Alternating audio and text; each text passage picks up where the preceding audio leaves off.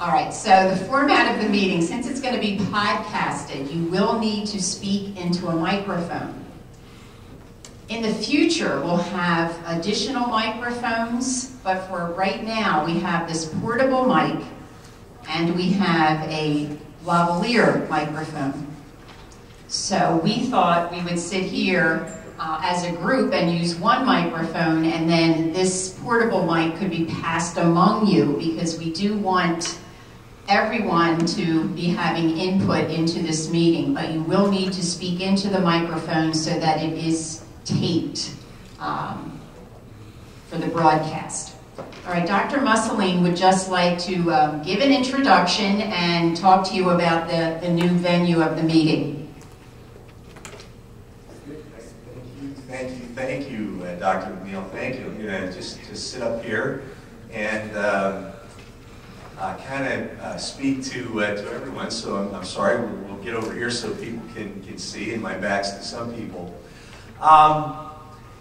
This is part of where we want our district to be in terms of curriculum, instruction, assessment, and professional development. We've got board action via the school code. It's critical to keep in mind that our board members kind of separated up here, which I'm going to tell you I don't like already. We're going to kind of intersperse people as we do this. Are the big policymakers and follow the school code. We approve things like textbooks at a board meeting. When we change curriculum, we approve that at a board meeting. They're big changes. But the implementers, the people that do it, the people where the critical people are all sitting in front of me in the classrooms and leading our schools in the principal area. And they've got to have a say and input into all of these designs. So what we're going to do is we're going to mesh two meetings. We're going to take a look at our policymakers to give us the big picture, and then while our policymakers are there, we can really begin to hone what that looks like. So as someone says, we're going to teach anatomy and physiology in 11th grade. That's the policy. So now what does that look like? And that's where everybody here comes in. That's certainly just an example. But that's what the board does. Big picture. This is the policy, and how is it implemented in terms of the group. So we're putting two concepts together. Putting the concept of having all of our curriculum leaders, and next year this will even be a more robust group, although this is kind of what it will look like, as well as our board. And Dave, as you can see, is podcasting these because not all of our parents can attend. This is a committee meeting for all of us, for our teachers and our board. And questions that arose from the public saying, when do we have input on those meetings? Always. When you see the things that go before the board, always there's input at board meetings. And there'll be input here. So it's kind of a way that we can all come together. And I think from our faculty standpoint, our curriculum leaders, the people that are leading all of our curriculum areas, in math and first grade and second grade and language arts and grade level and curriculum level leaders, it's very important that your voice is there. Now, we are in the beginning stages of this. So we've got like one microphone for a table of 50. We've got a camera that's pretty old. We've got a system that doesn't go directly into that mic. Unfortunately, and this is for everyone here because it's important. It's not a slam on anything. It's just it hasn't been a part of our vision. But Downingtown is probably 20 years behind a school district this size in video production. At least 20 years. And this is one way that we think we can help. Ray, our tech director, and Dave over there, we're already looking at ways that we can make sure this audio goes right into the video, make sure that we can pick up the PowerPoint, all things that I did in other districts that I was at that we can't do here. We don't have the technology to do it. So we've got to do some work in terms of being able to get into the 21st century to podcast things. Many people in the community say, why aren't we creating videos and podcasting? We don't have the capability to do it. So we've got to get there. And one other aspect of this is to help us a little bit along to get there, so that we are a player in this very important game of communications and public relations via video and YouTube and all the social media out there.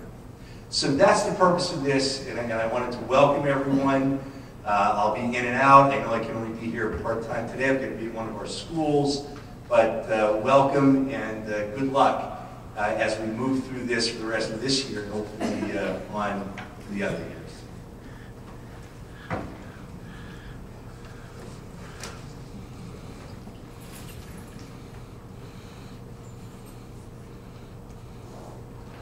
Okay, now we're down to one microphone because the lavalier is not working.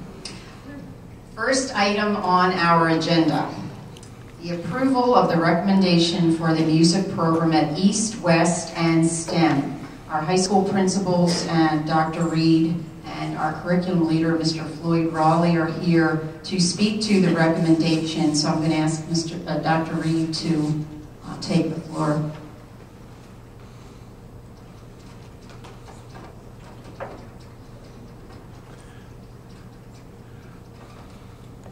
Good afternoon. Good afternoon.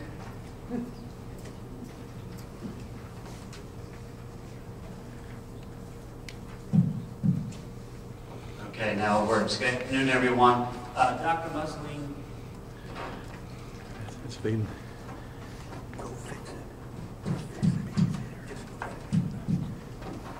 You want it?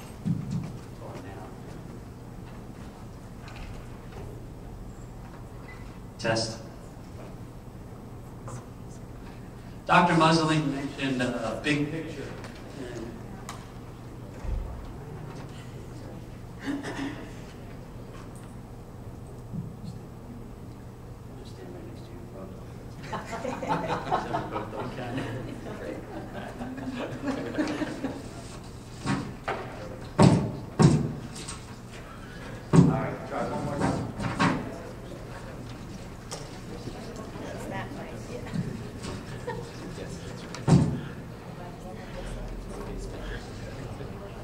Test, test. Test, test, test. Testing. Test, test, test. Test 1, 2. What do they say in music? Test 1, 2. Not 3, 4. Test, test.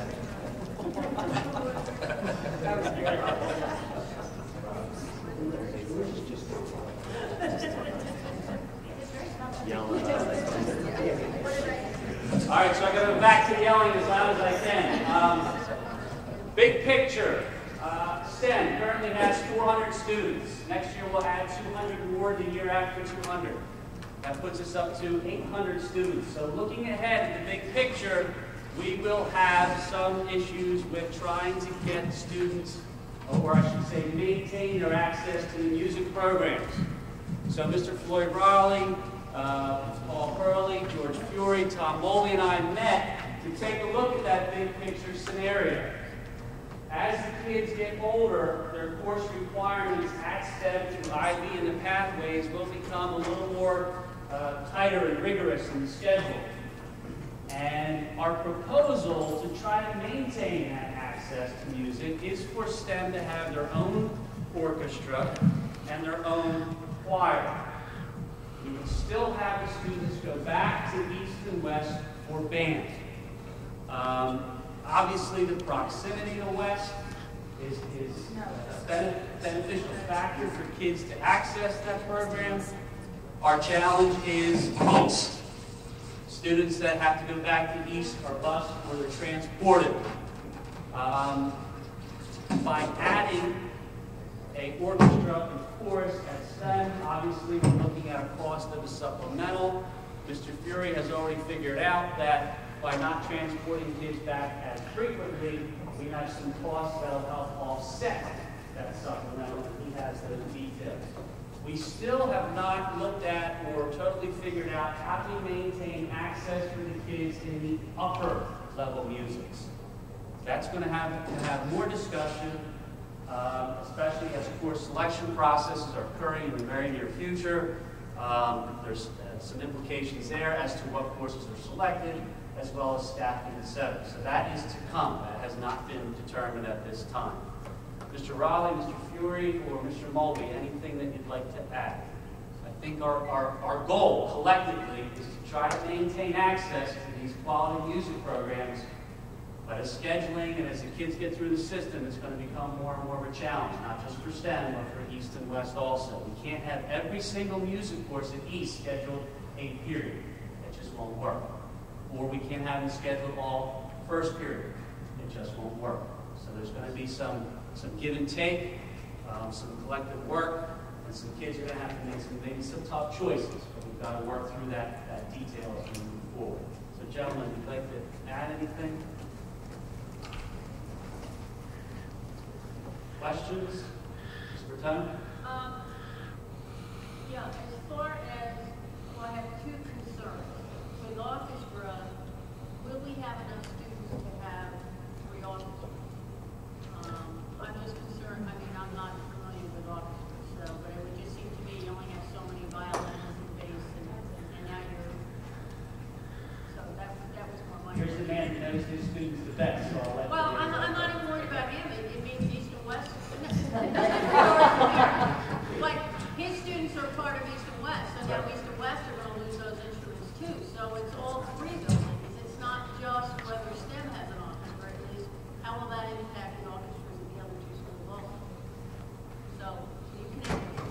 I'm asking if you've looked at that and what instruments are leaving and what's going to be left.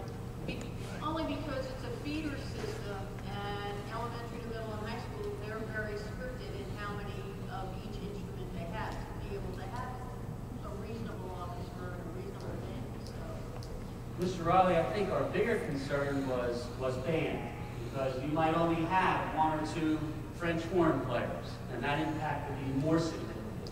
Of course, there's going to be an impact, but I think our bigger concern was band and instrumentation.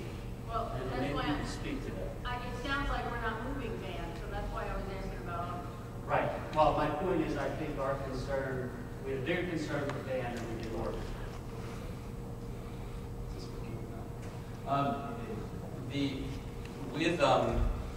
With orchestra, there are fewer different instruments, so violin, viola, cello, bass, 4 types of instruments. We won't know until students select that class at STEM how many students will be taken from East, or how many students will be taken from West, or how many students will be in the program at STEM. That's an unknown. Did you look at this year to see if we had an orchestra at STEM this year? We have had a teacher going part-time over to STEM to teach some lessons and that sort of thing. They would know what those figures are. There have been quite a sizable group of students, if I'm not mistaken. Have those teachers had input in this? Yes. If you find you only have 10, 15 students, I mean, what's the cutoff? And Yeah, that's a good question. I'm not certain of that answer. I do not have an answer to that.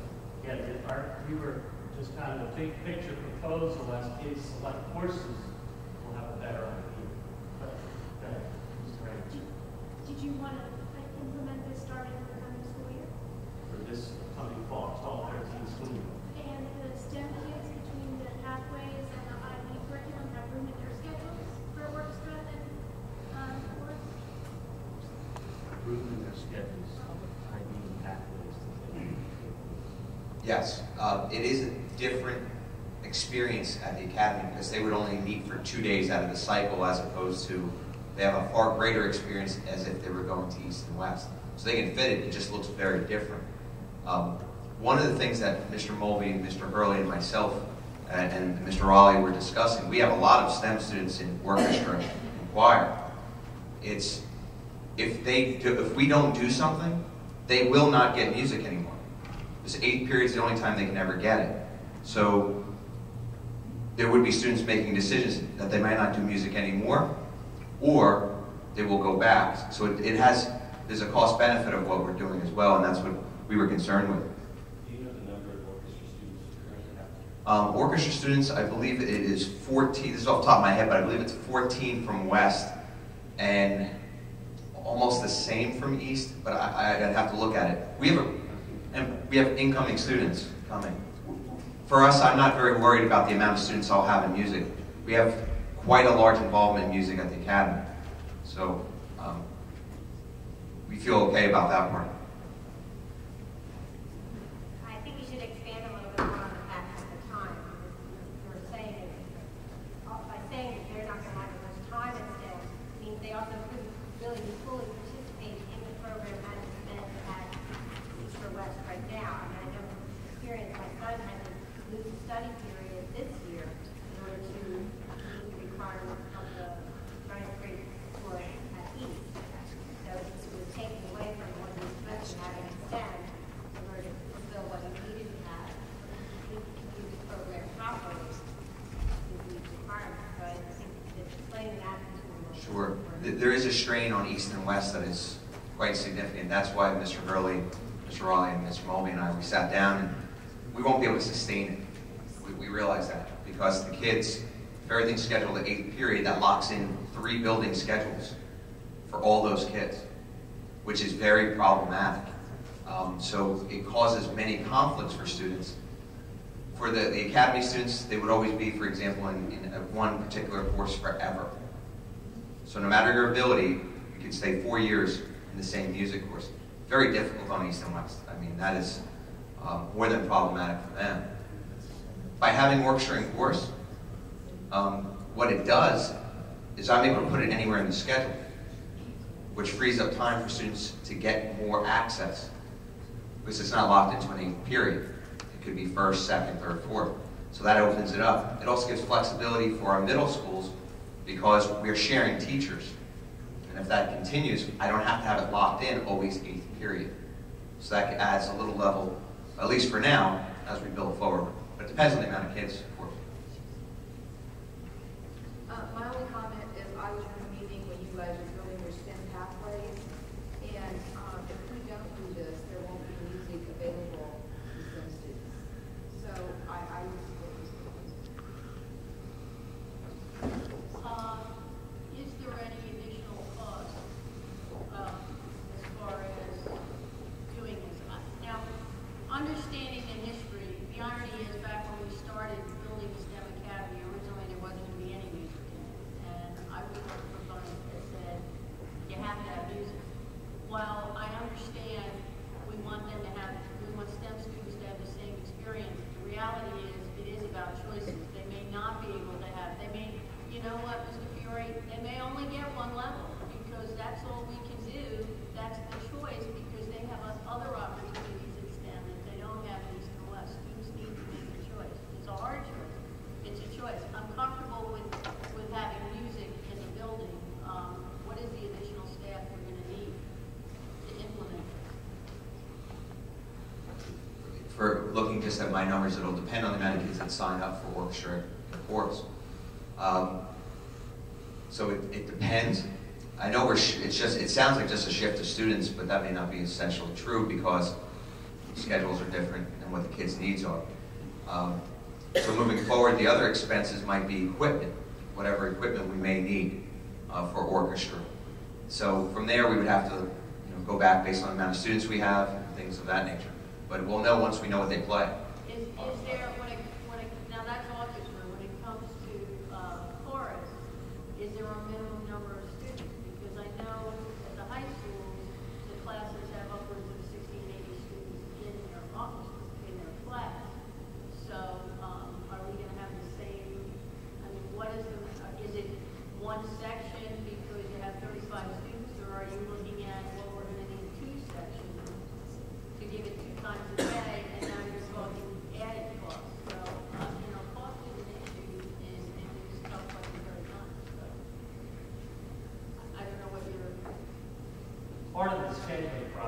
kids have to select courses, and that hasn't happened yet at STEM, East or West. And then once those courses are selected, you start to run tallies of, okay, we're going to use about this many sections. We'll be able to run this course, but not that course. That process is just kicking off. In fact, next week, our parent meetings at East and West. And we won't really start to run tallies until the beginning of March, middle of March, to know what the staffing implications are. We've looked at the chess game of, okay, this could happen if we do this here and that there in terms of staffing, and we could make some guesses and predictions, but until they actually select, we really won't have that final picture of what it's going to be in terms of what the kids choose and select. So let me just in 1 second. I thought choral was going to be taken care of by your music teacher. There's no cost there, right? So it's only orchestra. Well, but their music teacher works in downtown Milton, so he would no longer go to downtown Milton. Oh, he's not He's full-time. split. We split between two schools. So we may have a half person there, And then what happens to the other? and it may just be a half person, but is it a half person or is it 2.5 persons? What does it look like? So I'm not opposed. I think the philosophy is great. As I said, I was supported the music in the STEM Academy, but some of the hard decisions we made had to do with it's going to be different, so students will have to go back to East or West for some things because of the cost factor. So at this point, I'm not comfortable giving a carte blanche yes, knowing that I may be improving 4 or 5 more teachers. I don't know how it's progressing. Well, here's what you Or a half a teacher. here's what the ask is. The ask is put it in the course selection. Because ultimately you have to approve the budget. So if you don't want to approve the budget, then we have to go back to those kids and say you don't get the courses. So the request here is we need to put it on the game. We name 34 kids and 600 kids to look at. We're going to be at 800. It's a full-fledged high school at 800. We need to provide opportunities for kids. Our administrative standpoint, because we want to provide opportunities for kids, we think it's best, teachers and principals, that we start to run choral. You will have the ultimate approval on the staff. So if you say no, we know we have to go back out and take these kids out. So that's what we're asking for. If we nix it now, we're not even engaged. No, I'm not suggesting to nix that now. I appreciate that. I'm just saying it's hard to make a decision so long as the students are going to register, they understand that it's still a maybe. I was going to say, can you put a caveat in the course selection guideline, like if there's not enough students or the scheduling does not work, that, Budgetary. That's all. Okay, so we're comfortable at this point with them advertising the course as a course as an orchestra program as potentially being offered at the STEM Academy. I haven't did a course selection last time, I can tell you that the announced that it was going to be exactly the same as it is for now, so we don't have approval for anything else yet. So we're just giving you the flexibility. Thank you very much.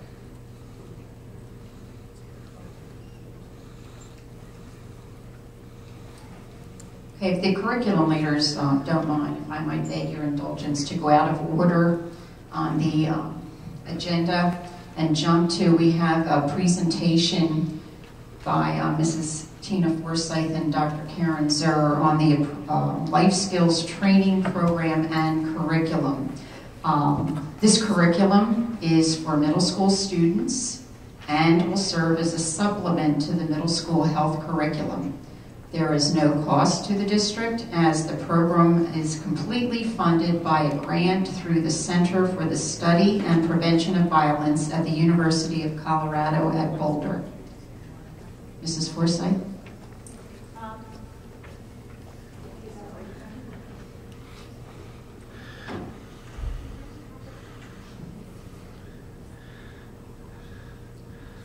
Thank you.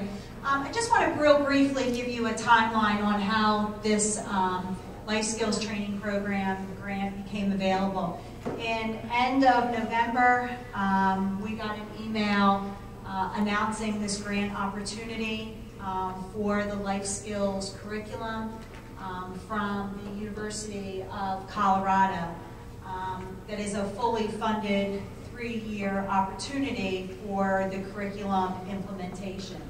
Upon that time, I spoke with Dr. Zur, Larry, met with Nick and John, building principals, also met with Corey Siegel, curriculum leader, and just did a brief, discussions about whether or not we felt that this was a curriculum that we would want to pursue and a grant opportunity. Overwhelmingly, the life skills training program is an evidence research-based curriculum. It is 30 lessons at the middle school level. It would supplement the already existing health curriculum. It would not be taking away from the health curriculum, but providing supplemental lessons regarding drug and alcohol, tobacco prevention, violence prevention, etc. Like I said, it is an evidence research-based program. The funding really comes from Philip Morris, smokeless tobacco, etc., which is I think their way of providing educational opportunities. We meet the criteria for the grant.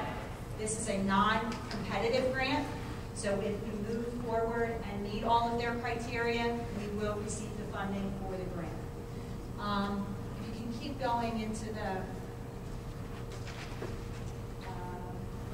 fact sheet.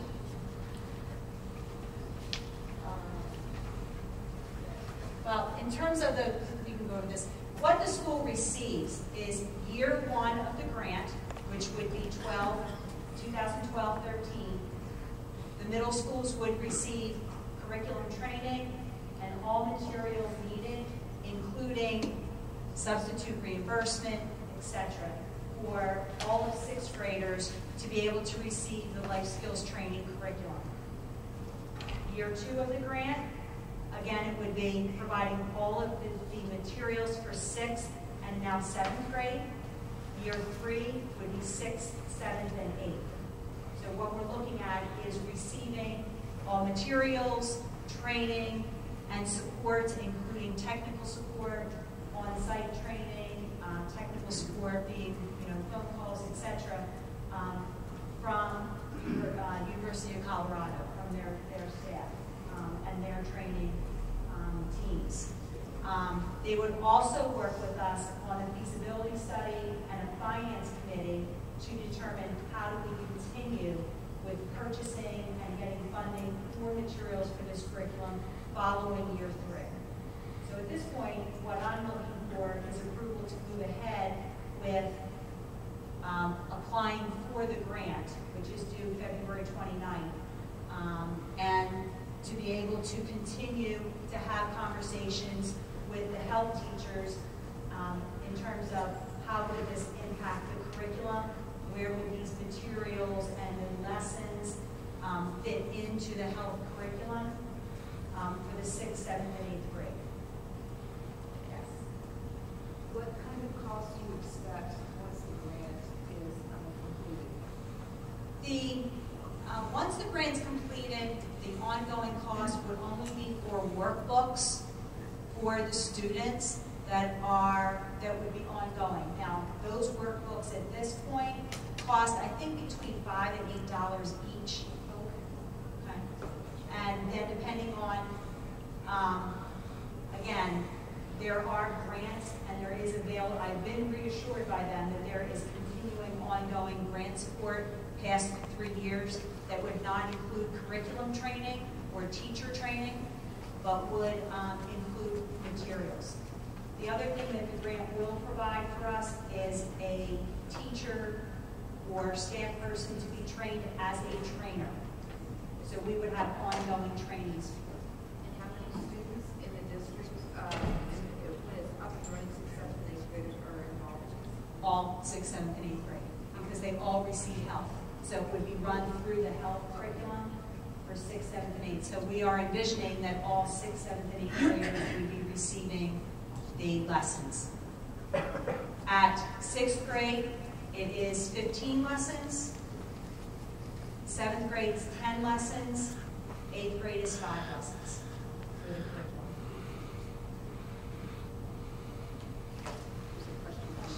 Yeah.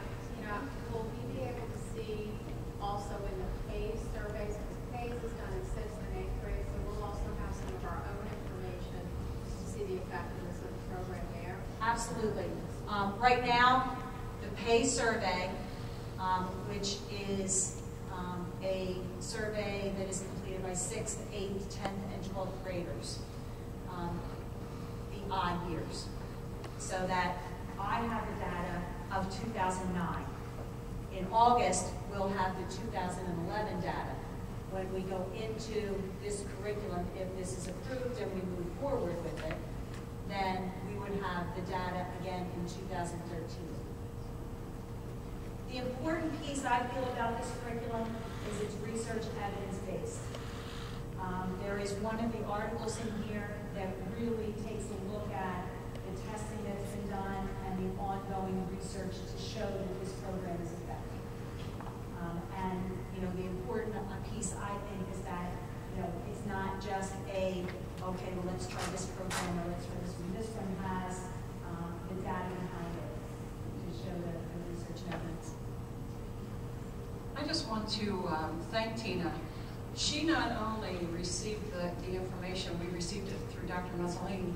She contacted the University of Colorado immediately, had phone dialogues, but she also participated in a course to really get to fully understand the curriculum before she met with the health and PE people to see if it would be something that would be compatible with what we're teaching. So I think we have the assurance that we are a very good candidate for this grant money, and that from meeting with the health and PE teachers, that it really does fit well with what we're presently doing in our curriculum. So it would be a great opportunity for our students to have another research-based program intertwined with what they're currently getting instruction.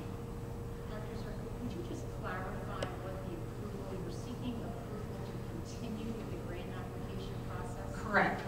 It's due the end of February, and we're just asking the board to approve that we apply for the monies.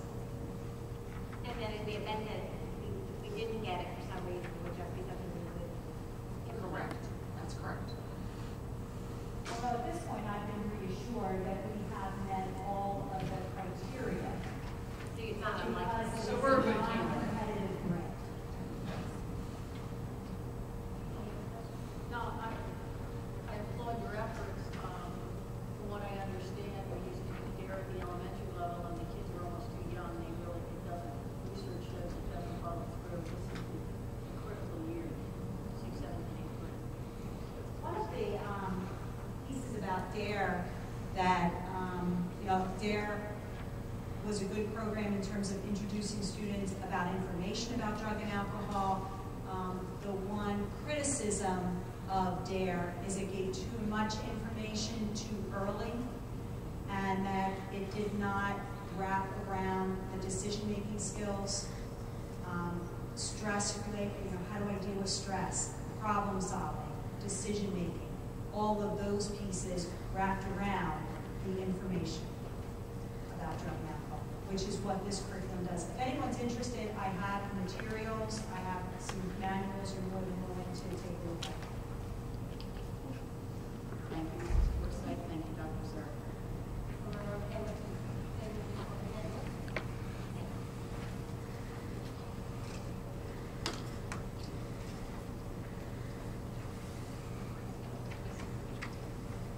All right, we will continue with the next item on our agenda, which is the technology education implementation action plans for Project Lead the Way.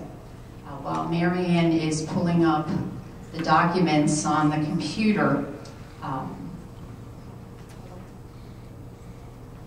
we need to continue with Project Lead the Way because we have folks who have input who do need to leave for other commitments before 4:30. So I'd like to give the group, since I'm not sure that everyone in the group is familiar with Project Lead the Way, an overview so that you understand what Project Lead the Way is, and also familiarize you with some questions that came through the board, and I thank the board for giving us questions ahead of time so that we could investigate those questions that we might not have been prepared to answer had they been asked at the meeting. So, okay. Okay, Mary Ann, if you go to, please, page 2.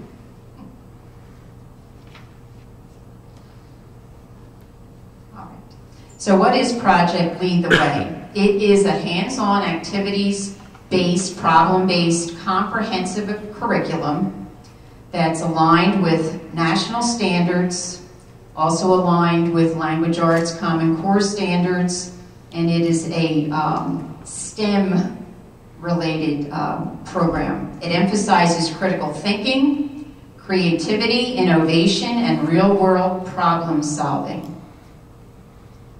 The rationale for Downingtown to want to look at Project Lead the Way. Project Lead the Way would be taught through our technology education program. So our tech ed teachers would be teaching this course. That is the certification approved by the state to be teaching any STEM-related engineering courses. Our rationale is that we feel the need for an engineering presence in both of our comprehensive high schools. We have students who apply for STEM annually, and upwards of 100 to 200 students do not make it into STEM. So we have those students to consider because they will be in the comprehensive high school. So we have to think about providing an engineering pathway for those students. We also want to implement this program at the middle level. We think that exposing all our students at the middle level will give them the opportunity to understand what an engineering pathway is and understand about it, even if they don't have the benefit of having parents or an environment where they might learn that through family, exposure through their family. So we feel that at the middle level, we can really get our kids STEM ready by exposing them to the Gateway to Technology program. So there are, next page, Marianne, there are 2 curriculum programs that we are looking to implement in Downingtown. One is Gateway to Technology. I guess I'm still on page 2, I'm sorry. Gateway to Technology would be the middle school program. And what you're seeing now are the foundations units in the middle school program. We're looking at 2 of those, design and modeling and automation and robotics. At the high school, we are looking to the Pathway to Engineering program.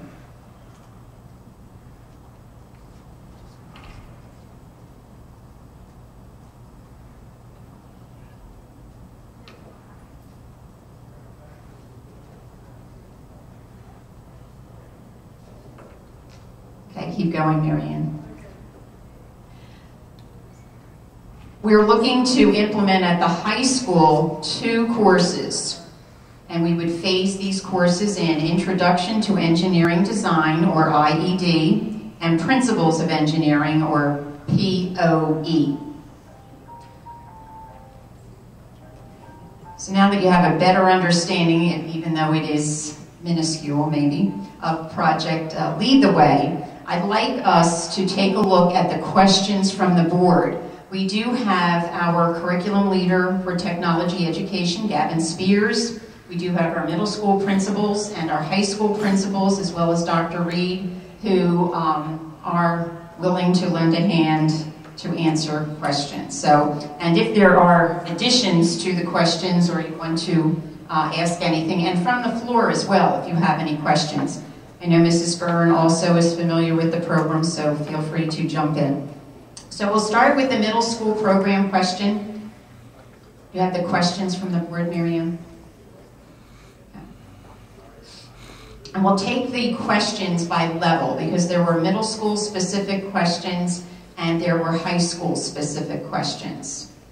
So again, according to the document, the board had an overview presentation in January of Project Lead the Way, and we showed the board the overview document, getting started with Project Lead the Way. that the schools are required to offer both foundations units, and we're only implementing design and modeling. If you look at the agenda, I have indicated what the phase-in would look like. And at the middle school, we're looking at design and modeling for all grade levels in 12-13, design and modeling for grade 6, and automation and robotics for grades 7 and 8 in 13-14, and then a to be determined, do we want to move forward with a third course at the middle school or not? That is not a requirement of Project Lead the Way to move forward with 3. So are we required to purchase all the materials for both foundations units now? And the answer to that is we would only need to purchase the supplies needed for the year, for the program that we are implementing. The middle school courses and what they would replace, Mr. Spears is going to speak to that question. Are the teachers agreeable to this? It kind of, I think Gavin just needs to give us an overview of what TED Ed looks like at the middle school right now and what it would look like were this current implementation plan go into effect.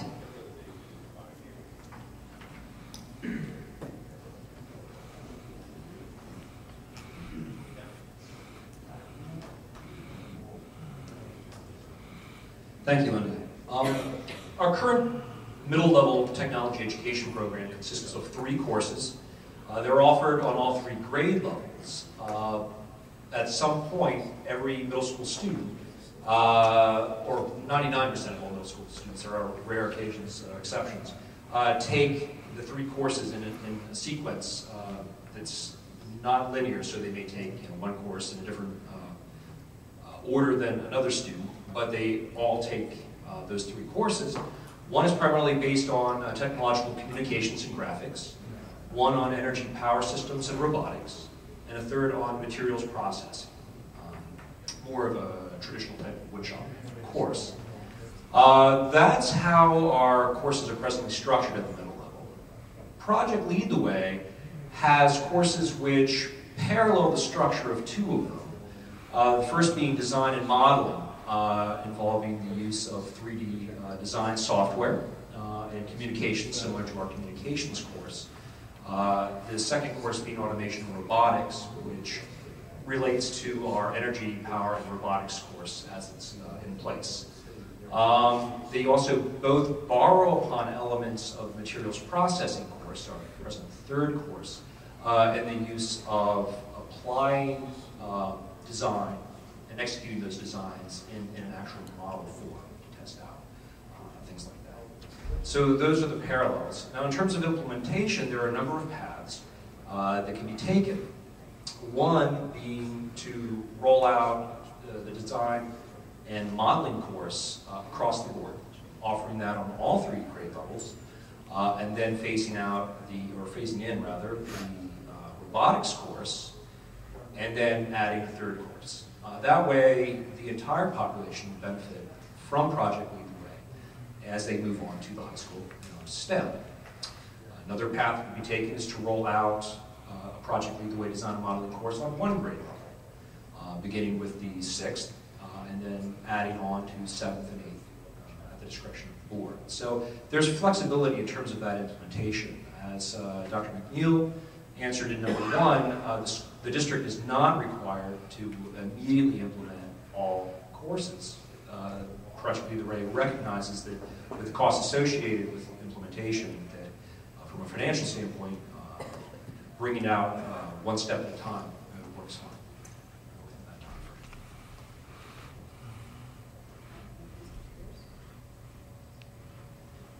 frame. Okay, the next question asks about the word rigor, and would all of our students be able to handle a Project Lead the Way course? Because as you look through Project Lead the Way documents, you do see the reoccurring word rigor in the program. And so we investigated this and interviewed Project Lead the Way folks who, and districts where the program is implemented. And what we found out was that across the board, that students who have some disabilities still are able to take the course. So it was even for all students at the middle level. Even students with severe IEPs can do well. The units are in 9 weeks, 9-week segments. The kids work in teams. So with the normal accommodations that you might give for a student with an IEP, these students could do the work.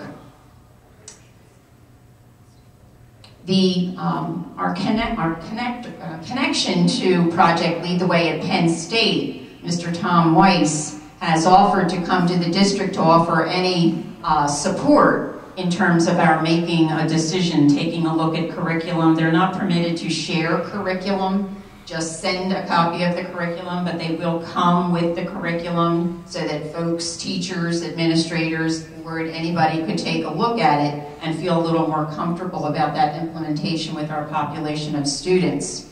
Having said that, I know Gavin and I have had multiple conversations about rigor and the ability of our students at both our middle schools to handle rigorous courses, and we feel confident that most kids can handle the rigor, and that with the accommodations that would need to be made in any course, that all students could handle the rigor of Project Lead the Way. The next question asked about have we investigated other programs besides Project Lead the Way? And so during the time that we had our STEM committee together, we looked at various programs and boiled those programs down to 2, Engineering by Design and Project Lead the Way. And the group did extensive research and decided that Engineering by Design was the better choice for the STEM Academy. So looking at that, we think that we need a different choice for the comprehensive high schools. The Engineering by Design has less structure. There's more time needed by the teachers to put together the curriculum and the instructional delivery. Project Lead the Way has a curriculum that through which teachers learn about the program through the training that happens in the summer. And then the teachers work together. They recommend that more than one teacher goes to the training so that teachers can work together on the instructional delivery. So they give you the what, and the teachers collaborate on the how. So our thinking is that Project Lead the Way is the different program, different from STEM, that will meet the needs of our students at the comprehensive high schools and the middle schools. Can the teachers go through the 2-week required training course during the summer, or do they have to miss class time? The training is in the summer, and what I found out by talking with Mr. Weiss again is that those courses at the middle level, if we decide we're only going to implement design and modeling, for example, that training would be 1 week. They do design and modeling 1 week, automation and robotics the next week. So if the teacher were only going to teach design and modeling, it would be a 1-week commitment to the training. And I know there is some apprehension, as there is always with change, about the training. And that's another thing that Mr. Weiss said he would be happy to address were he to visit the district, to talk with teachers about the training, put them in touch. And I know some of our teachers have gone on visits and actually talked to teachers who had a lot of apprehension about teaching Project Lead the Way. And after they had gone through the training, they felt more, I guess, comfortable with the program. I don't know if there are any, we'll get to the cost after we go through the questions. Is that okay? Everybody, does anyone have a question about the middle school program before I jump to high school? Yes, Mrs. Bertoni. It's more a general question. You talked about how we're required to do 2 years. What happens if we don't? I don't understand this, we're required to do 2 years in the high school. Well, I think the idea is if you're going to implement any program with fidelity, you have to implement the program. I mean, if we try it for a year and it's not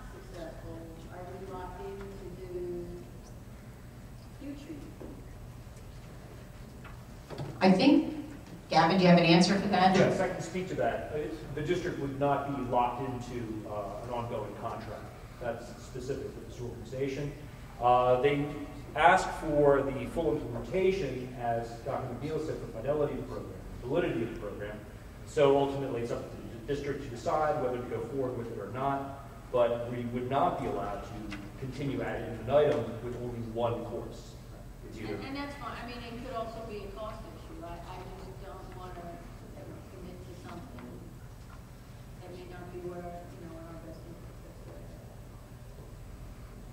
interest. Is this an elective course? For the middle school, it would fit within the existing 9-week structure and it would be a required course. At the high school, it would be an elective. Okay, thank you. Does Engineering by Design have a middle school program? Did you look at that? Engineering by Design is a K-12 program. And one of the differences that was highlighted is that Engineering by Design is basically a technology education program, and Project Lead the Way is a STEM education program. So there's more math, more science in Project Lead the Way than you would find in Engineering by Design. Okay? All right, we'll take, yes?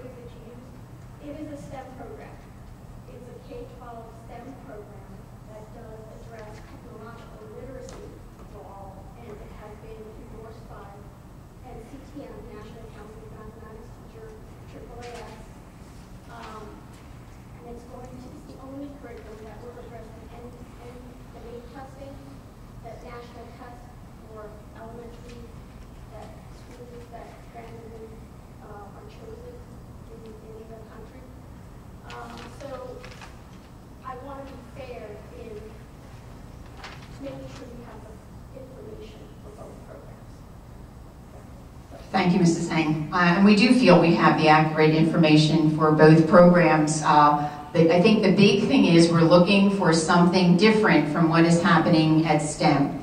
And that program that we feel is the best program for our students at the middle and high schools is Project Lead the Way. So at the high school level, there were some questions from the board and that have to do with, let's see, 5 specialization courses. It sounds like a big commitment. Do we have the level of interest in engineering courses at East and West to make this financially feasible? And the answer from the principals at the high school is yes, they believe that we do have the interest. And that's why we're coming to you this month. And I know one of the other questions asked about, the seeming hurried nature of this request. And, I always think there is a balance that you strike between moving quickly and dragging your heels. We have a course selection process. The program of study has already gone out without these courses in it. But the high school principals believe that if the board were to give us the okay to move ahead with Project Lead the Way, that there would be an opportunity for students to enroll in these courses. And with approximately 200 students being turned away from the STEM program, the principals believe that we could fill those courses. And I guess, you know, just as George said, you have to wait to see what happens at scheduling time, but the reality of it is that the principals feel very strongly that this would happen. The other question was about students who load up on AP and honors level math courses, and would they have room in their schedules for the extensive Project Lead the Way courses. And I believe Mr. Mulvey, or is Mr. Hurley here, was going to take that question. But just before Tom speaks, I just wanted to add that some information from Penn State is that about every year at Penn State they get about 100 engineering students. And of that 100, 1/3 drop out of the program, 1/3 leave the university, and they don't know what happened to those kids. And 1/3 complete the program. And the professors seem to think that there is just not sufficient education for students to understand the rigor of an engineering program. And so if our students take an engineering pathway, an engineering course, and the design is that the intro to engineering would be offered to any student who is interested, the principles of engineering, which is more rigorous, involves more math and more physics, we might want to offer that as an honors course for those students who are getting more interested in following that pathway. And that's why in the 3rd year and 4th year we said, let's wait to see what the interests of those students are before we select a 3rd year. We do not have to select a 4th year. Our commitment can only be to 3 years. The 4th year is necessary if we want college accreditation for the students to complete capstone project and go through the entire program. But 3 years is the only level we would have to commit. So, Mr. Mulvey? Getting back to the numbers, okay, and the thought of whether or not there will be enough interest, are there enough engineering classes, and each year I really need this. Each year there are 200 students from each middle school that are applying to STEM and 100 getting accepted. Right there, you have 100 students that are very, very interested in engineering. So with those 100 kids alone, you have enough kids that are very, very interested in taking these courses, and I think implementing a very good engineering program within the building. As far as students having enough room in their schedules, in the comprehensive high school, there's a lot of choices. There's no doubt about that. Do I know that students will choose this course? Absolutely, but it's going to be at the expense of some other courses. It is more or less a free market economy. When you get to high school, you're going to have to make some decisions about what you're interested in and what your careers are. What we do know, getting back to those 100 kids in 8th grade that didn't STEM, is we have a ready-made group of 100 students who are very interested in engineering that were denied interest to STEM that are looking for engineering pathways all up through the high school. So I do think that we certainly would have enough. That students need 24 credits to graduate with downtown diploma in comprehensive high schools. Know their grades per day. Know that the requirements for core classes probably make up about 2/3 of those. So there's plenty of elective credit that is available to students, and so my suspicion would be that there's plenty of room for someone who's in engineering, whether they're an advanced student or a middle-of-the-road student or even a struggling student, to take one of these classes and fit it in their schedule. Next question.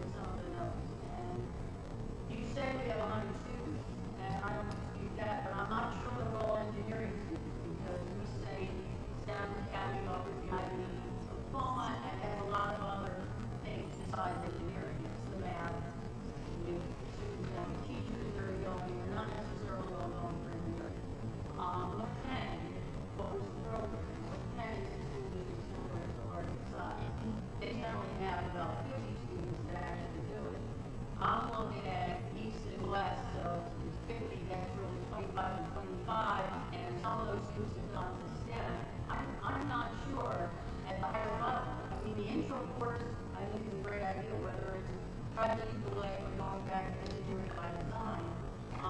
It wouldn't be the same as STEM Academy and engineering by design, because I understand they're using other people and they're not following the EPD curriculum. They're doing their like STEM Academy resources and they modify the program.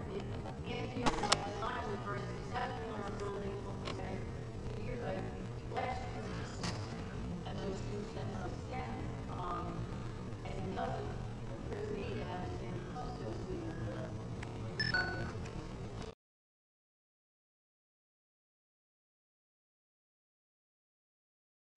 it will be a struggle and they students and they have to decide on the high level environment.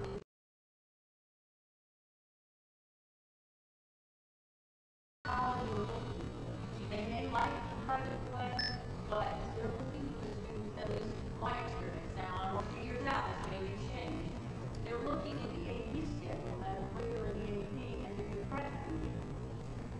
So, I'm not sure. And this is what I'll say about, you know, again, what's going to determine whether or not these go in these courses? Well, first year, you know, assess interest, all those kinds of things. Their own interest that they bring to it begin with.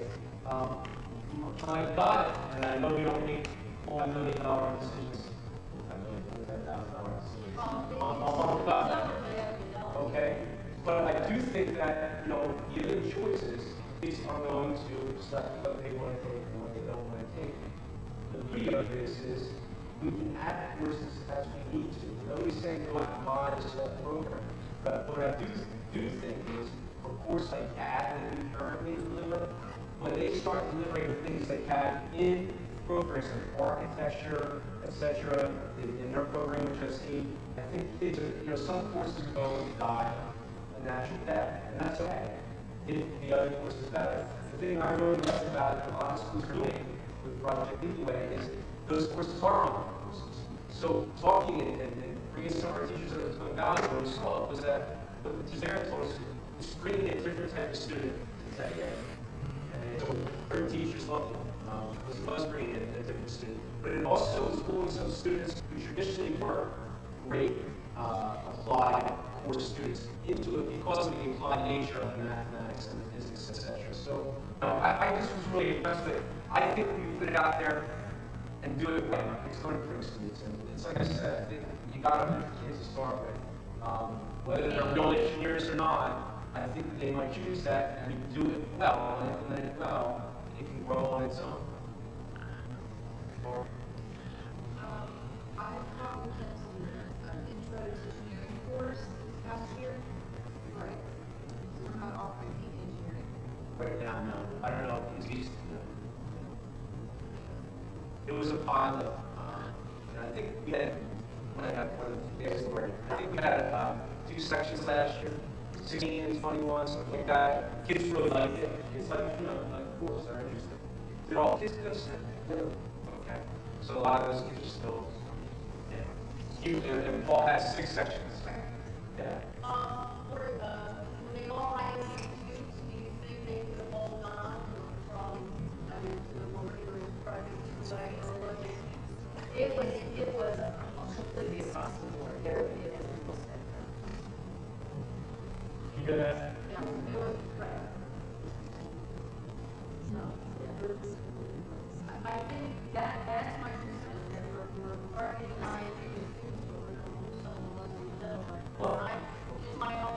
Yeah. What I read is that engineering like we already had was successful.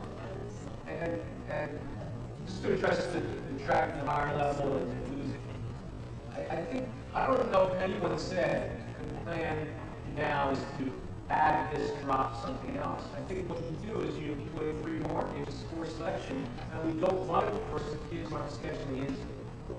I think that was the plan. So I don't know if we're going to necessarily lose those kids that might take another tech ed course because of that. If the appetite is there, we want it. You know, if there's not a certain amount of kids, we won't want it. Any thought about, I know you're trying to get this passed next week, but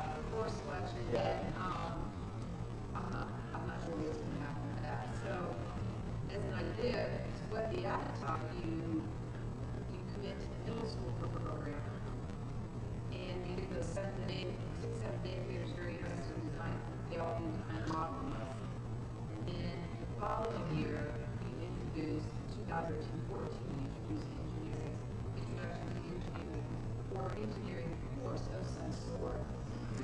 I think we're doing it time to talk. So I was asked, If you don't have time, I was thinking that instead of necessarily committee making a recommendation at this point, we plan to put it on the agenda as, and not touch it along with the idea of whether we make the improvement or not. That we, this is not a decision at this point, would that be sufficient? I mean, I think it's going to be all tentative and also we're schedule it at best anyway right now. So. Yeah, I guess that's fine. If we get a group of people in between the meetings, are you suggesting, or at the next meeting? Oh, next week. We can put it on the agenda for approval, but say that Okay. Yeah, I mean, if I could just beg your indulgence 1 minute, because I did want to point out with the cost area and the cost sheets that most of the costs are one-time costs, that they're not ongoing costs. And I know Dr. Mussolini had to leave, but, and you know that he is a strong supporter of this program, that he was clear to say that we do have reserve funds that could be used for these one-time costs, that we not be tapping the general fund for these expenditures. So, Mary, I need you to make it a little bigger, please. So we take a look at these costs. You see that I have teased down optional equipment. So that equipment that would be nice to have, but the program can run without it. And this is the year 1 intro to engineering at the high school. One-time costs here are everything except the consumables per class of 20. So, you know, we talked to about the life skills program and a workbook, $5 to $8 per student. Well, this is what we're talking about for Project Leeway. Knowing that in any kind of a high-tech STEM course, you're going to need good computers. So Mr. Case understands which kinds of computers we need. So that's the big expense, the computers. We have to re-outfit our CAD classrooms because those computers are old. Yes? One classroom each. So the other classrooms need the computers.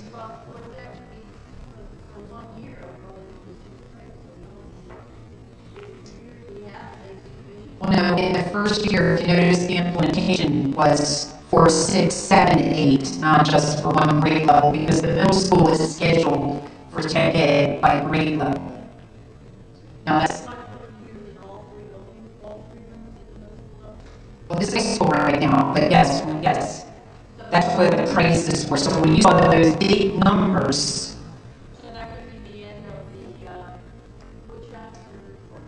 under the plan that was recommended, but that's the plan that we can talk about because we have, you know, we've been thinking about some of the input from the board that we've heard about, you know, is this too much here for 6th grade? And so we do have an alternate plan. We're running out of time, and I did want to show you the numbers to speak to what appears to be an overwhelming number for the implementation of an engineering program. So that's the intro to engineering. The next page, which is principles of engineering, again, you're looking at the consumables being the ongoing cost that we would budget as part of the general fund budget. But the other one-time costs would come out of the reserve funds. And Dr. Mussolini is in support of that. So as we move to the middle school, the design and modeling, same thing. We have furniture needs, we have computer equipment needs. Those are one-time costs. The teacher training. Once the teacher is trained in a particular course, that teacher is trained. So the middle school plan calls for training all teachers at once. But that's done after we train the teachers next summer. And then the next page for automation and robotics, the same thing. If you take out the training, which is 1 year, you take out the base, which is 1 year, the robotics equipment is 1 year. The consumables are expensive for this course because they're robotics kits. But with some creative scheduling, you can even save on that. So I did just want to speak to that, and Mrs. Simonelli mentioned the time, which I totally understand, but just to put it in perspective, it's the same thing, Mrs. Griffin, that you addressed with engineering by design. The reason that STEM Academy had to go to the STEM Academy program was because they needed stuff, they needed equipment and resources to teach engineering by design. And that's why they invested, I think it was $48,000 or $50,000 in the STEM Academy program. So every program needs resources when it's a program. Mrs. Byrne?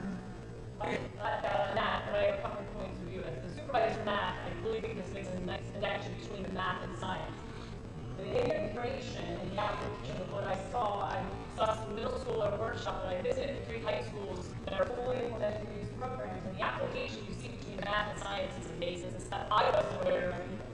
So I went to an electrical design course, which was offered by Brandon students, which is a very rural school district outside of Kutztown in Pennsylvania. And what those students could do was just absolutely amazing.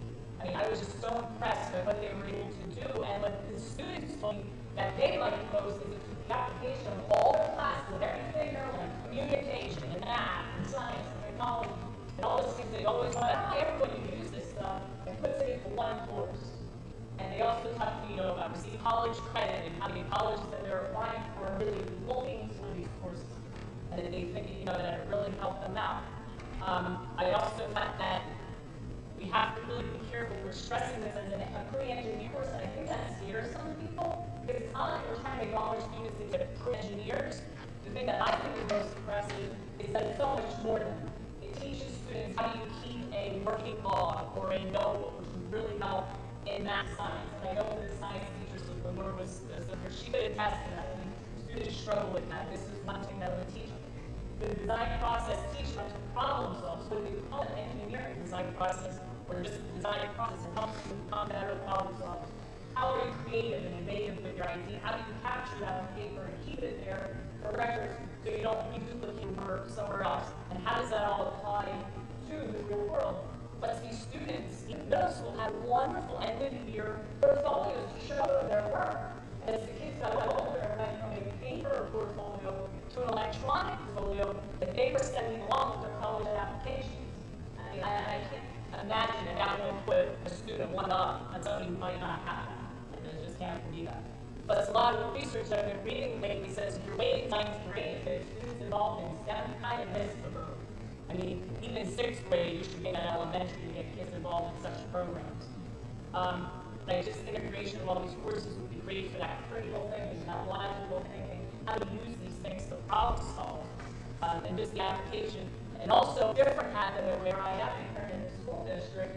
And I will have a 6th grade downtown middle school next year. And what I saw the middle school students be able to do at that workshop was amazing. And it was great to see girls, and I have 2 daughters. It was great to see girls so involved in their 6th grade engineering model course and what they could do, and they were enjoying it. They enjoyed talking to the people there about what they were able to do. And that's just my sense. But it was amazing to see those students. It was amazing to talk to the teachers and hear all the support that they can provide you either way, via online chats, there's different support mechanisms and videos that's available to them for help from teachers, not just here, but around the world. Okay, so we will continue this discussion next week. Yeah, I would like to see this on the agenda, and I'll just, factor in coming before the board to flesh it out. All right, and if the board would let us know if there is any other information that you would like for that discussion, just please let me know.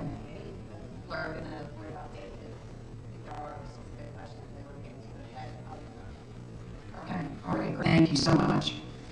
All right, back to our agenda, and thank you to Mrs. Alvarez. Sorry, Peggy. Mrs. Alvarez is bringing to us. She is the curriculum leader for the business education department. She's bringing us two curricula, accounting and career exploration, both for grades 9 through 12. Thank you.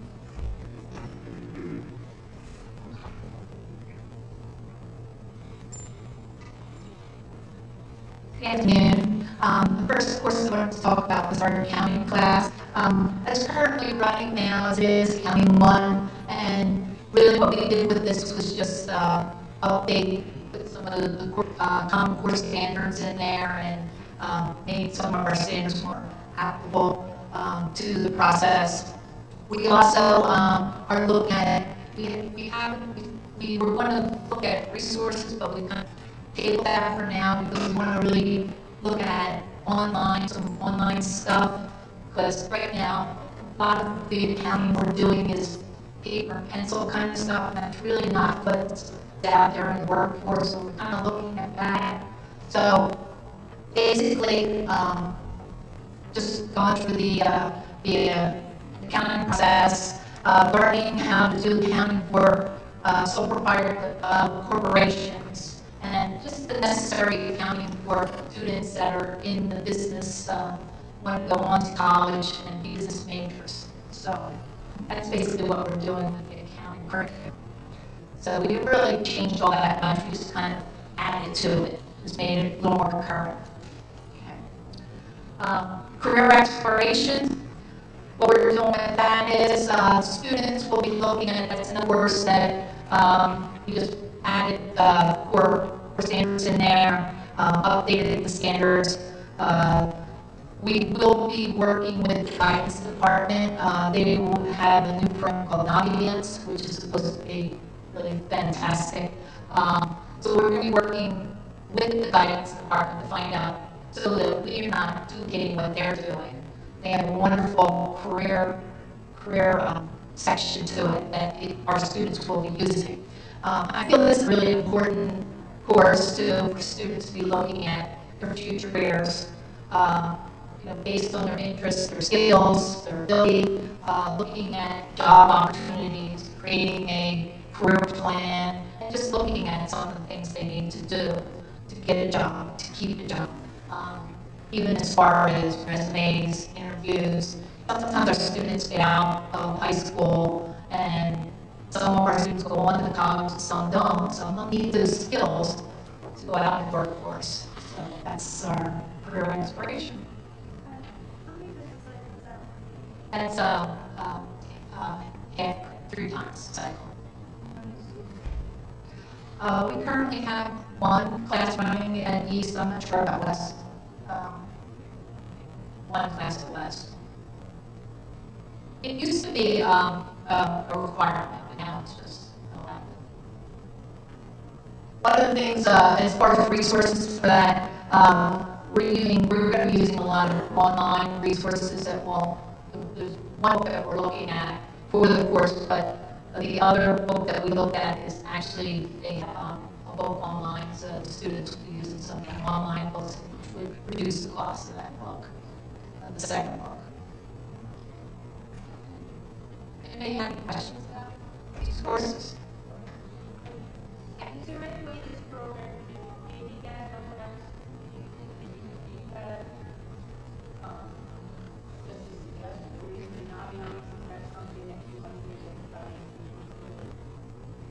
I hope so. That would be kind of cool.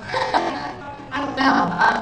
I don't know a lot about the audience right now. I know that I've heard really great things about it. After we could talk a little bit more about that program.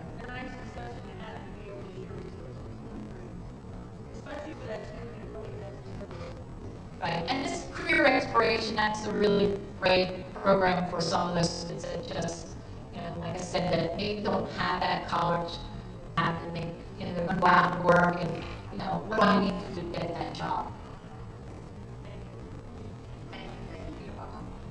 Moving on to family and consumer sciences. I don't know if the board had any questions about the expenditures for courses for family and consumer science.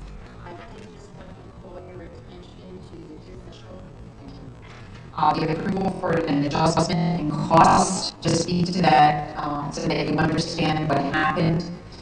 We had ordered what we thought was the most recent text, which was the 2010 edition.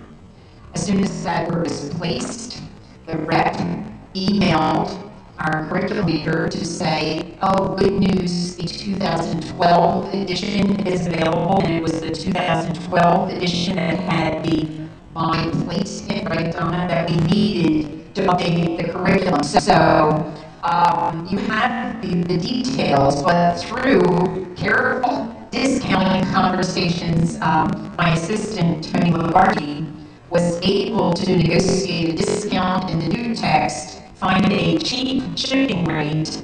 So we're asking you to just please consider the additional cost to the district of $50.47 for that human error.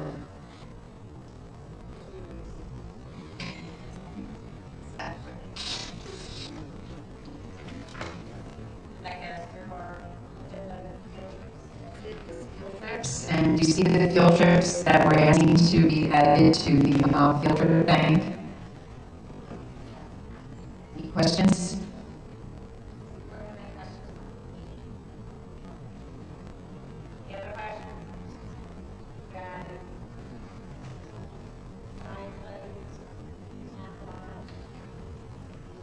That's right.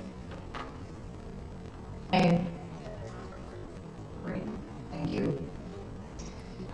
Now that ends the board curriculum and resource approvals and action items segment of our meeting. I don't know if there's anyone in the public who has input on any of those items that hasn't had an opportunity before we move into the next section of our meeting, our program information. Ray Case is going to give us an overview of the Bring Your Own Device plan that he was supposed to deliver in January when we went over. And we're over again, I don't know. We're trying. They can't kick me out this time. I'm going to start.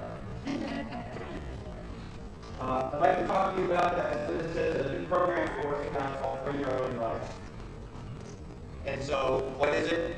Bring Your Own Device allows students to bring their own technology to school to be used in our classrooms and around the building. This concept is being used by school districts and districts all around the country. You see everywhere. It allows the students to use the device in a very comfortable because they own it. They can really work on things that work at home and work on their schoolwork at home more easily. And the big benefit for us is the more students take advantage of this program, the less district computers you will have to purchase over time. That's how that works out, but that's the hope. The challenges, well, we have to take a look at our network security to make sure that we're adequately protected and we have all kinds of devices touching our network. We have to change the model of using locally installed software. This software is based on the browsers on the web. And we have to take a look at the instructional model. Right now, if you go to a classroom, to a future classroom, you'll see everything has the same device, the same software. You need to look at how it works from the instructional side when we have different devices. What do we need to do to successfully implement this? We're working on these as we speak. Infrastructure assessment and mediation, I'll talk about that in a minute. But basically, if you look at this device here, look and see, these are called access points, your wireless access points. So once you have your home from BIOS or Comcast, probably adequately about 5 computers. These have to serve about 50 at a time, 50 to 60 at a time, so they're much different than your average home network. What we have to do, and I'll talk about this in detail, we have to actually look at every access point in every point of every building to make sure we have adequate coverage. We also have to take a look at our district policy to allow the electronic personal devices to be used in school.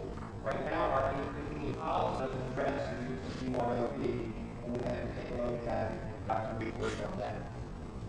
We also have to schedule some sort of professional development on the new strategy of saying everything has its own device, your software is in a different place. So we have to address that from a teacher standpoint.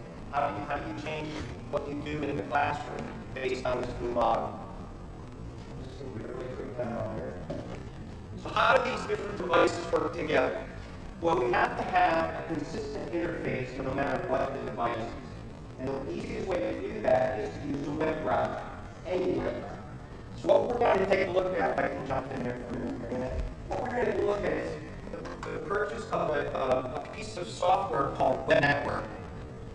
I'll show you what that does. Web Network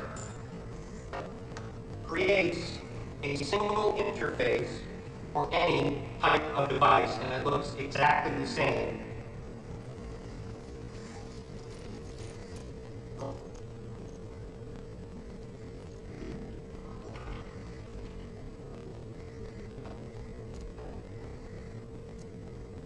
Browsers looking a little bit.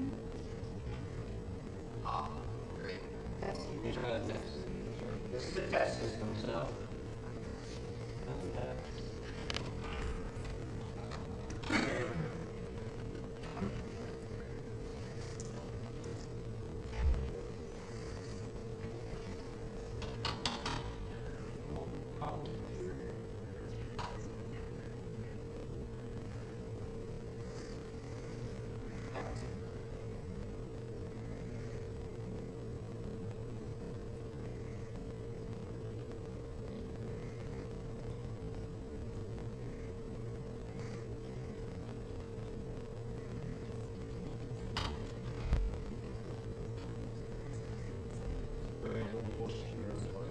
That's correct. I should have brought my own time.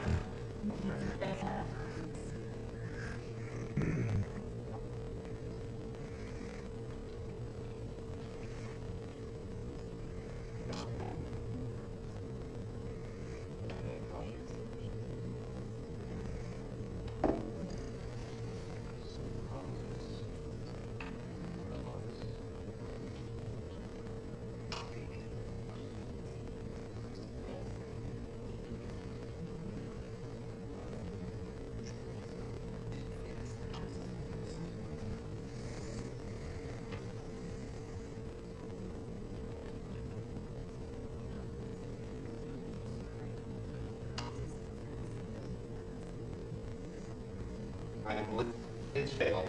It's a test system, but let me describe what this actually does. It will give a desktop, an actual desktop, just like Windows, Mac. It will give actual desktop in a browser. With a start menu, we can put friends in, we can put links to our sites in. With anything we want to present to students on device, we can put in this new interface. It works exactly the same no matter what type of computer you have. If you have a tablet, if you have an Android tablet, if you have an iPhone, if you have an Android phone, if you have a BlackBerry, as long as it has a browser, we will present all these things to you the same way. So the new type of concept, the software called middleware, that really works as kind of a broker between everybody's devices and the same interface.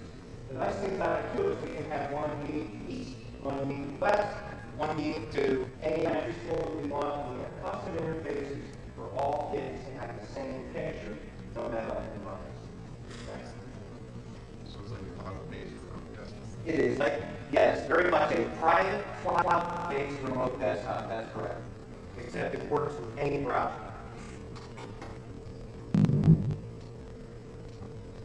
Thank you, Ray. Almost. This is helping. Almost. So what have we done? What have we done to get you for BYOD? We've done a survey, a microphone from our network, and every single classroom east and west is going to stand next week. And we've done a wireless survey of every classroom to generate what's called a heat map. Now what this does is it tells us by color where our coverage problems are. This wasn't done when we installed this system. We just kind of made guesses and put things in. What this will do is it'll help us by color exactly what we have to do to get for BYOD. Which device we have to add, which we have to remove. We can look at a map and actually get that information. So we're going to do that. We're going to look at some other data sources, and then we're going to survey them one more time to make sure we have accurate coverage. We have a timeline that looks like this. We're doing the assessment right now. We're going to look at trying to find some pilot groups in our high schools, give this a shot, so we can test drive this, see what things we have to work on from a standpoint, and then we'll be ready, hopefully, to open this content of this program up to our schools in fall. That's it. Is there going to be increased effort with the building in order to compensate for this? That's what the wireless instructor asks, yes. What about the kids that don't have a device? Good question. The kids don't have the device, we will provide the device for them. We provide them today, everybody. So we will have devices for kids at 8 and 4. We'll also have certain devices so that the teacher doesn't have to troubleshoot the personal device. So if the kid's using their own device and it's on the fritz, you're going to say, hey, put it in the back, it's there, pick up where we left off, instructions will be followed. We do not expect teachers to troubleshoot and fix personal devices. It's not part of it. So we will have extra devices for kids to have them and ones to keep the instruction going.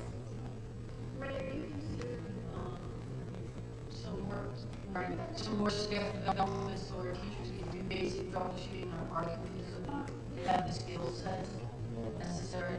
No, we feel that that's our job, and we want to make sure that the teachers are getting done delivering. And I don't mean like major problems. I just mean I mean simple solutions. We do offer tips and tricks. They can actually call the help desk at any time. They help, but we want to make sure that We don't offer any staff development as a whole for teachers to be able to come in here and do it. We haven't heard of Just something. I mean, I'd be curious to know if we surveyed our teachers if they might be interested in something. Is there any liability issue with kids when they're holding things in and then something happens to them, holding the school responsible? Yeah, that's going to be addressing our policy rewrite. But basically, what I'm going to say is, if you bring it, you're responsible for it. I mean, if you drop the device, I'm really not liable. That's their device. They get the choice. They have their device. And once again, we're not asking any of our employees to troubleshoot or fix a personal device, because that does exploit us in some ways. We want you guys, say you fix it and it broke it, now I have to fix it. That's why we're taking choice, use your device. We're going to do everything we can for it from the network perspective. We're prepared. I have 2 questions. Is that for August this year? That's grade 6 through 12. Okay, that was my first question. And then are you going to offer teacher training on how to use the new web program? I will, but I can do that training in about 20 minutes. Okay. And we may offer not in direct face-to-face class. We may offer little online 20-minute videos. Here's how it looks. Go online, check it out. Is that something that can be incorporated into the Technology Academy that's started every year? Sure. Absolutely. Can you be properly trained in that? Absolutely. You'll be amazed. I'm starting the demo program. You'll be amazed. It's a start menu. It's sort of the technique. I know it's a lot more efficient than administration as opposed to trying to figure something out on a web-based video or something like that. And we want to do that and offer the video so people can back and review it anytime.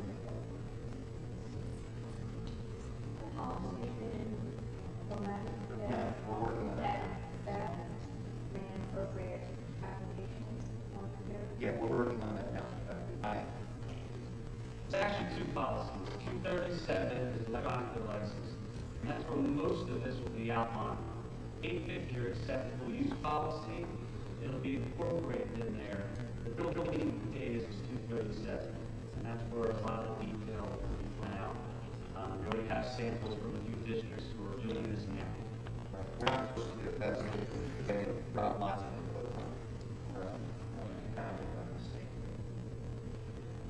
You were talking about that program having a few machines in the back. Is that for everybody, or is that just core subjects, or common program be included in that? Generally, or not? I don't think we want that to the detail level, but I would have that now. That every part that's in a high school has more computers than kids. right? Most ours in middle schools have more computers than kids for those activities. That's not now. We stack up classrooms of CFF of 30. So remember, it's 6 through 12.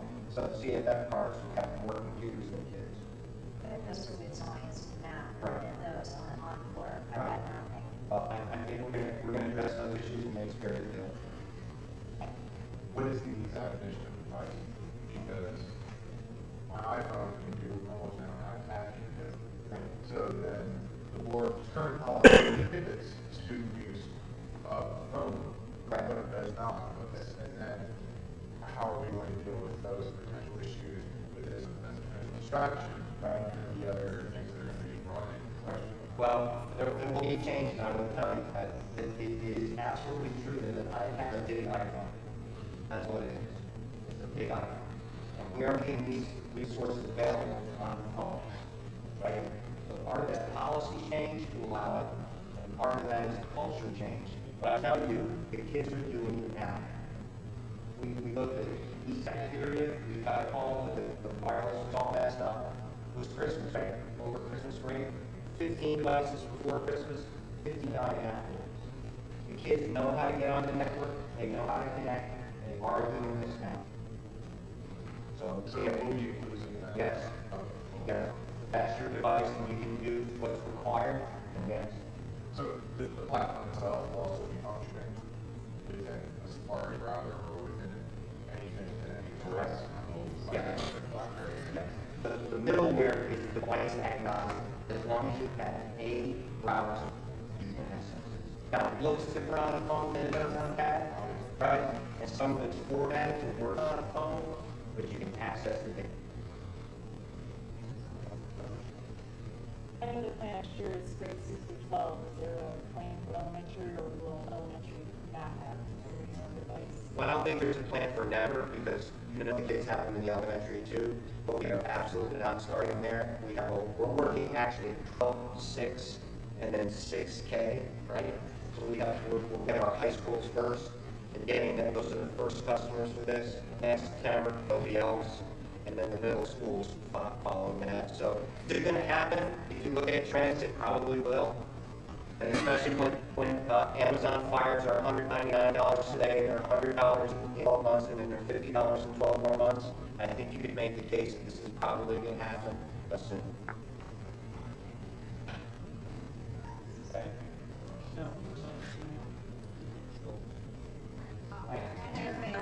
That's the question that I was thinking of.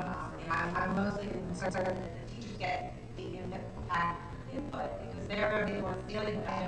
I'm imagining from a teacher's perspective, that sounds like a microphone already, or devices. So I really want them to flesh out what their questions are, and go along with it and spread the word that this is something that's being considered, and get the feedback to the principals and ultimately to the administration and the board, because I would say that from a care standpoint that this is about an overall aspect, but at the same time it's also about a lot of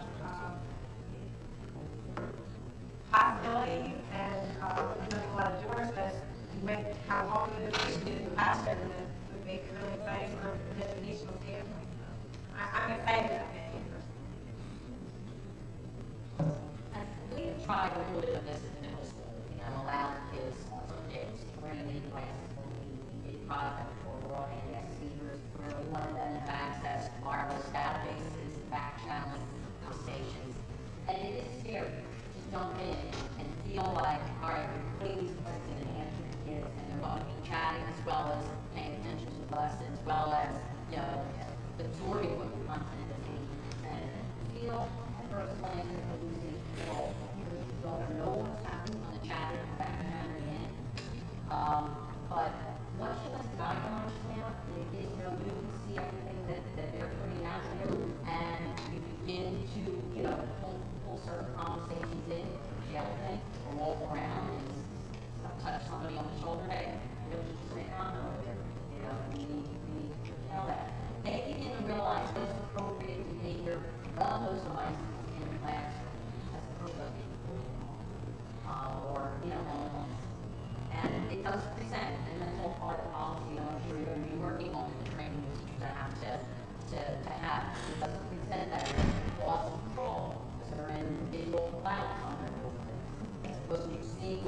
we're going to run into this. But it is the way kids create and learn today. So we've got those.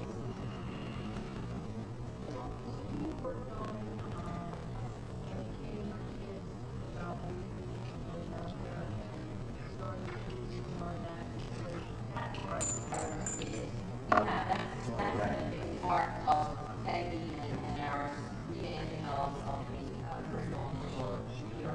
We do more than just Microsoft Office, and that's almost not say. The standards start with that, all these web-based things, digital systems, tutoring, guidance, how you can fill out an online type of application, you're downloading these, when you put in using your staff, what kind of information should you be legitimately putting in the profile? We've had all the support information, all the kids have from criminal perspective, from a safety perspective. They're starting to get the message. It is something, it's a different world they live in today. We do have to raise their awareness. And having a device to constantly read that digital citizenship. When did you rewrite it? So it's implemented this year. And they're doing the same thing now. Yes. Yeah. And the middle school and high school students are the student transition. Okay, thank you everyone for your input. We're going to jump in the agenda. We're going to jump to the overview of the plan to realign middle school reading courses and create a new quote-unquote grade 6 course to replace strategic reading. We have this here or something about that plan. Hi everyone. We have been teaching a strategic reading class to our grade level and above grade level classes of 6th graders for years now. We've been using our Using our reading specialists to teach that course. What we did this past year was we put in a summation class every all year for our 8th graders, including not only for the core course. And what we found were great gains with students that were starting to exit them from reading the reading courses. We thought what we would start to do then is do it earlier so that when our 6th graders come in, we can be doing a course that we can be doing a course for our incoming 6th graders that will run all year long for comprehension. In order to do that, we need our reading specialists to be teaching their expertise to be in the classes that with our most struggling readers are needing our intervention. That whole thing of the most struggling students should have the best teachers. And these are our reading specialists, that's their expertise. In order to do that, what we'd like to do is pull our reading specialists from that strategic read class. It's a research class. The students actually walk through a research paper without writing the paper. They do all of the preliminary work to get ready to write a paper beyond that. And we put together a new course, a study skills course for all students that are on grade level or above grade level in reading, with the idea that they would use the skills to apply to their content area classes. Because as a class that would have all the skills that would go along with reading content of the material, any middle school teacher could teach that course.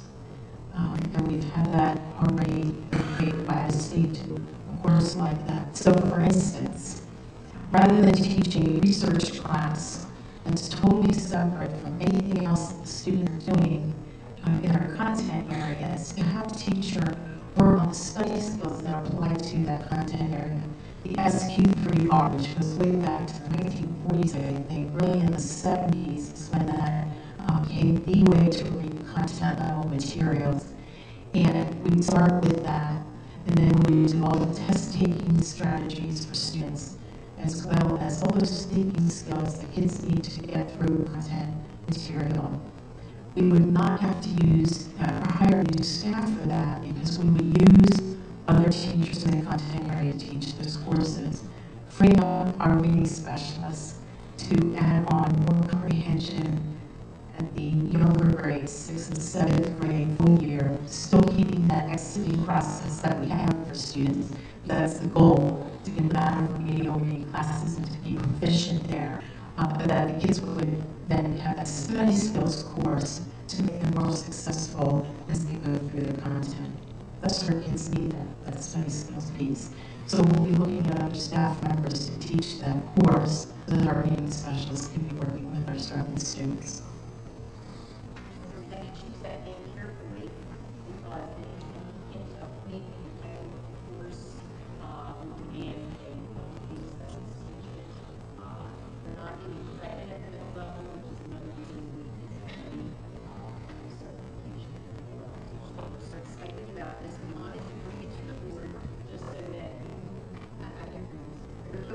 So that you knew where we were headed with the plan to get our children the intervention and remediation needed earlier on so that they can down those lessons before they get those.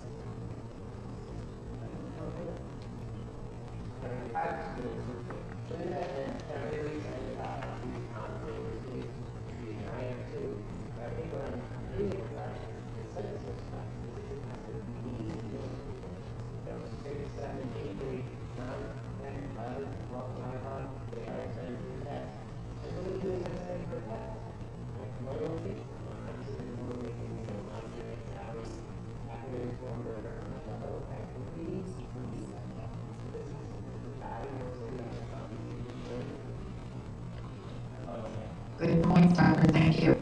Okay, we're going to curriculum leaders. Looking at the time, I had intended to spend a considerable amount of time looking at the job description for the curriculum leader so they were clear and understood what that job entailed, the expectations were going to be, what the professional development that would be necessary. I am going to postpone that until the 29th. We have our next meeting is February 29th. That's before anything is going to get posted, so it's not as though we'll be behind the 8 ball if we wait till the 29th. So the only one thing that I want to talk with you about, we're going to bring back the teacher evaluation pilot and full day kindergarten on 2/29. Those two can wait until our next meeting. The software inventory, I just want to give you a heads up on this because Ray is in the process of putting together a link to an online form. I want you to please gather the software and the online subscriptions that your department or your grade level currently has access to.